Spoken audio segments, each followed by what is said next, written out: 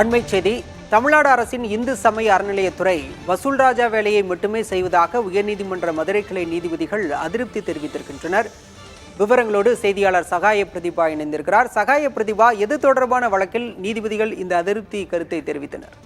பாலா, இந்து சமய அறநிலையத்துறை கோவில்களை முறையாக பராமரிப்பதில்லை, ஒன்லி வசூல்ராஜா MBBS வேலையை மட்டுமே செய்கிறது என உயர்நீதிமன்ற மதுரை கிளை அமர்வு நீதிபதிகள் தெரிவித்திருக்கிறார்கள். ராமநாதபுரம் அருள்மிகு ராமநாத சுவாமி திருக்கோவிலின் காலி பணியிடங்களை முழுமையாக நிரப்பி பூஜைகள் உள்ளிட்டவை முறையாக நடைபெறுவதை உறுதிப்படுத்த கோரிய வழக்கில் இந்த கருத்தை நீதிபதிகள் தெரிவித்திருக்கிறார்கள்.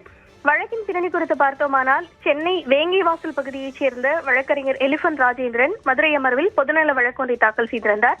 அதில் ராமேஸ்வரம் ராமநாத சுவாமி கோவில் மிகவும் பிரசித்தி பெற்ற பழமையான கோவில். இக்கோவிலில் 12 குருக்களும் 19 உதவி குருக்களும் பணியில் இருக்க வேண்டும்.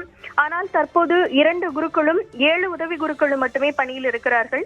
இந்த கோவிலுக்கு பல கோடி பக்தர்கள் வந்து செல்லும் சூழலில் ஆண்டுக்கு 100 கோடி ரூபாய்க்கும் அதிகமாக வருமானம் கிடைக்கிறது.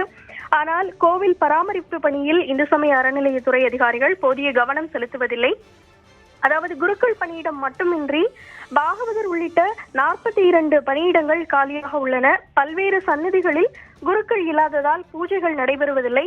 ஆகவே ராமநாத சுவாமி கோவிலின் காலி பணியிடங்களை முழுமையாக நிரப்பி பூஜைகள் உள்ளிட்டவை முறையாக நடைபெறுவதை உறுதிப்படுத்த உத்தரவிட வேண்டும் என கூறியிருந்தார்.